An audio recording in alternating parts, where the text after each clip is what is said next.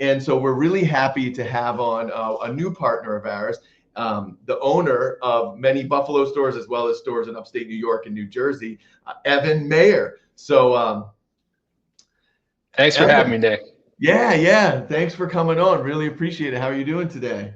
I'm doing great. I love hearing stories like Ben's and just the energy you guys bring to our stores and the group. It's an awesome partnership.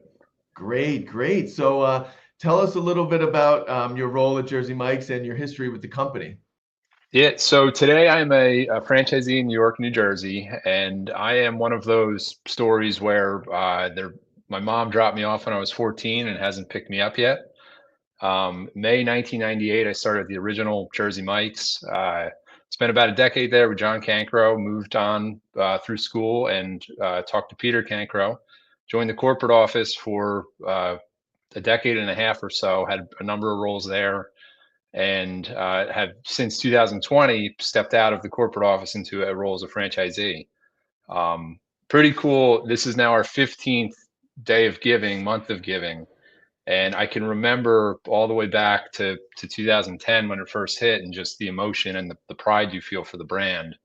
As you get in your car at 9:30, everyone's calling, texting everybody, and it's a very powerful thing. I'm proud we're doing it with you guys. You guys should be so proud. Nobody does it. You know, I've worked in this field for a long time, so many different corporate campaigns, many great ones, many great ones.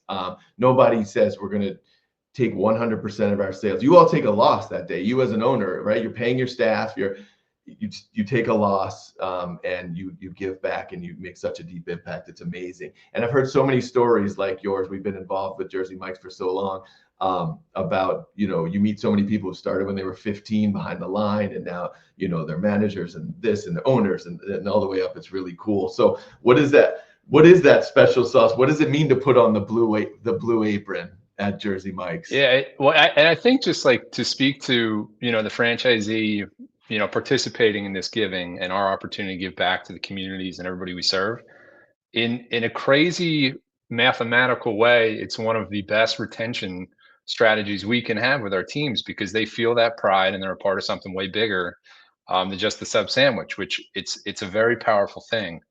I'm gonna reference something with what it means to put on the blue apron, and we've got a number of players in our group and across the country where I'll never forget John Duque, Marlon Duque. They don't go and grab their apron; they go and grab their cape.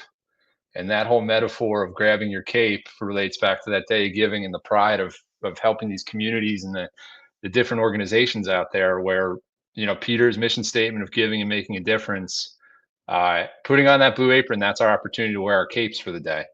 And I think that's something that, looking back and reflecting, this is Peter's 50th year of business. This is my whatever, I turned 40 this year, whatever that math is off of 14.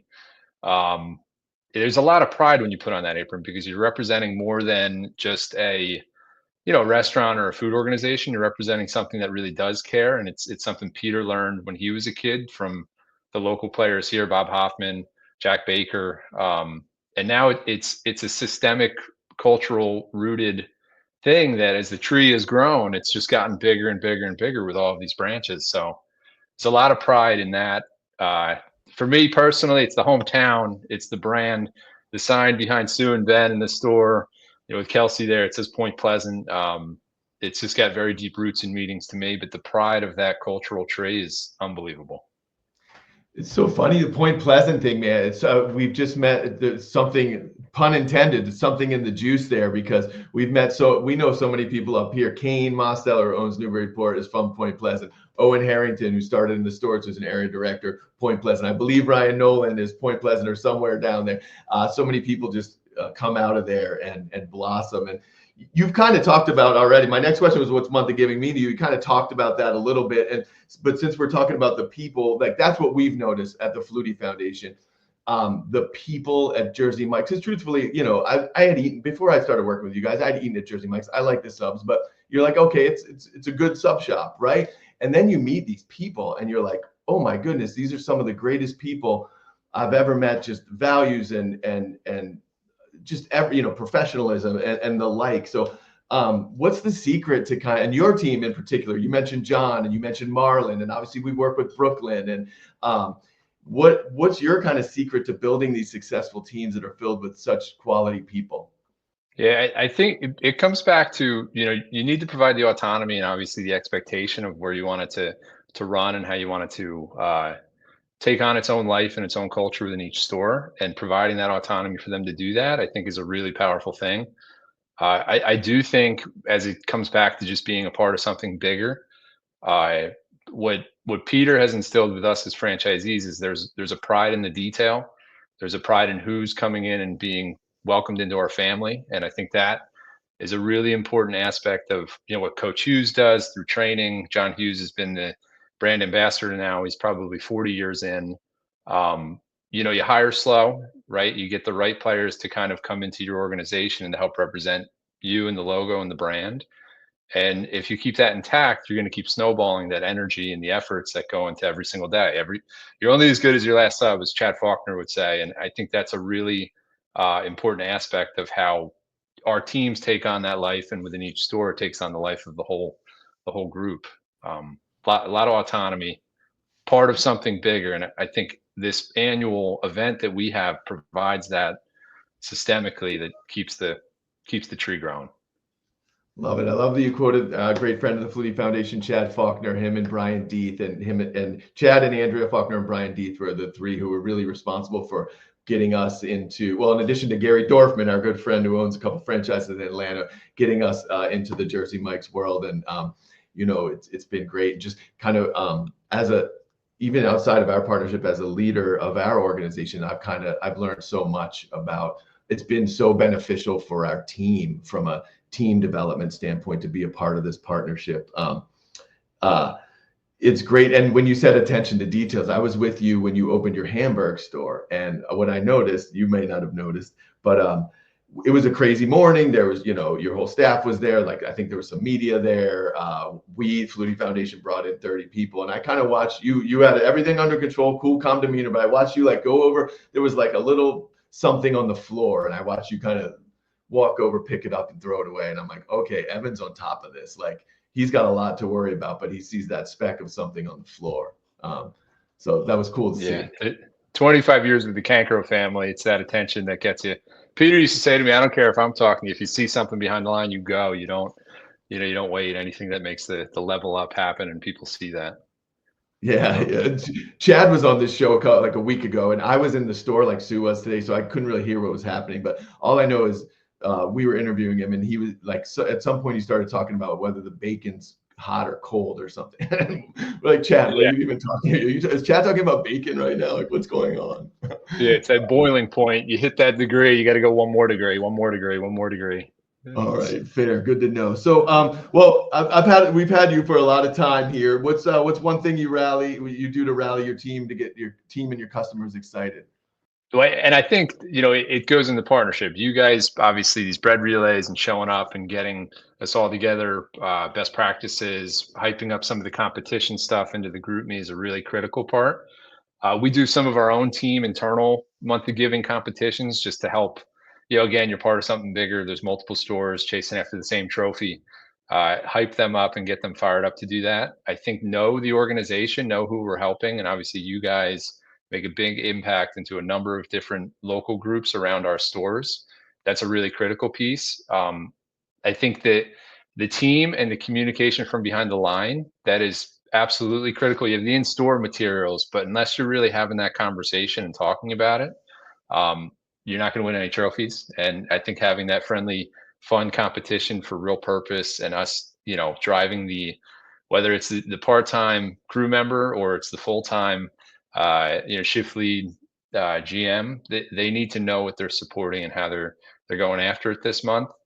I know that we're going to do a lot of our local outreach, whether it's the businesses, the ongoing school or hospital relationships we have within the catering community, and they're going to know that that's their day to have the office party. I think that's a really big critical piece to help move some of the bulk. Let us prep and kind of have it ready with our full stability chart going into the day as it gets crazy. But I think getting your local network involved and letting them understand they can now take their teams and their employees and help be a part of something bigger is a really big piece of it. And we're rallying all that right now. Amazing. Yes. And that, yeah, we want everyone who's watching to know, and that's our message. If ever there a day where you're buying lunch for the office, make it Wednesday, March 26th, Day of Giving, catering boxes. Oh, I'm going to put you on the spot because we go through this every year and I always forget. If people order a catering box on like the Monday before, does it, I know I have a side text with all our area directors, but does it count towards Day of Giving? The future orders will get counted towards Day of Giving through the app. So the way that Okay, so if you order on Monday, sorry, go ahead. it's kind of a funny thing because when you get to like the top prize of the day, you'll get your bread counts through Flexi, but your future orders sometimes don't get slotted with the bread on that. So you got to make sure you reconcile that too. We've got some real competitors out there that are, I got 10, 15, 20 boxes, and you'd start doing the bread math, and that's the tipping point to take first, second, or third. But Yeah. future orders will count. They do that on the back end through the home office. And okay, sorry, just to clarify one more thing. So if you order on Monday, that counts towards Wednesday, but not if you order on Wednesday for Thursday. Wednesday for Thursday would not count. That would be the order that goes out the following. So it's like as you select date of order, that's the date. So really driving them. Your sub, the day those subs are made and moved out of the store. Got it. Cool. Sorry to bring you in the weeds on that, but it's good for everyone to know. It's important. Cool. Any final words of wisdom? No, just get after it and be prepared, right? Your par levels, you got there's a couple different production report calculators I'll share with the AD teams that prep hard, rush easy, and have fun, and really let everyone know what we're doing. Because as you get out at 9:15, 9:30, whether it's your first month of giving or your 15th, that is the best feeling you're going to have for in a long time. We'll say not for a long time, but that is what we're doing as a team and as a company. Make that impact. Get fired up. Awesome. Well, Evan, we're so grateful for that impact and for your partnership and friendship. And thanks for joining us today. And we'll be seeing you down the road here very shortly. Right. Thank you, guys. I appreciate it. Let's go get them. Thanks, Evan. And as Evan said, we could leave you with any last words of wisdom for the month of giving, for Day of Giving, or for your life in general, prep hard, rush easy, and have fun.